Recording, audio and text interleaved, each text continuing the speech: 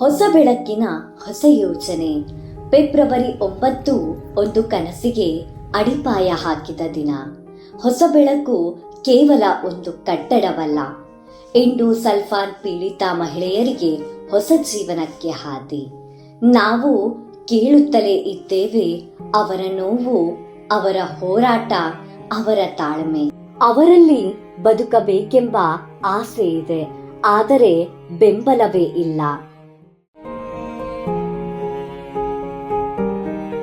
ಇಂದು ನಮ್ಮ ಕನಸು ಮತ್ತೊಂದು ಹಂತ ತಲುಪಿದೆ.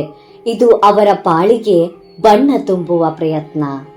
ಒಮ್ಮೆ ತಲುಪಿಸಿ ನಿಮ್ಮ ಒಂದು ಸಹಾಯ, ನಿಮ್ಮ ಒಂದು ಸಹಾಯವೇ ಅವರಿಗೆ ಸ್ವಾಭಿಮಾನದಿಂದ ಬದುಕುವುದಕ್ಕೆ ಹೊಸ ಅವಕಾಶ ಕೊಡಬಲ್ಲದು. ನೀವು ಮಾಡುವ ದಾನ ಅವರ ನಾಳೆಯ ಆಶಾ ಕಿರಣಕ್ಕೆ ಕಾರಣವಾಗಬಹುದು. 106 ಮಂದಿಗೆ ಬೆಳಕು ತರುವಂತಹ ಪ್ರಯತ್ನ ಇದಾಗಿದೆ. ನಮ್ಮ ಪ್ರತಿಯೊಂದು ಹೆಜ್ಜೆಯೂ ಸಮಾಜದ ಸೇವೆಗಾಗಿ. ನಾವು ಒಟ್ಟಿಗೆ ನಿಂತರೆ ಎಲ್ಲವೂ ಸಾಧ್ಯ.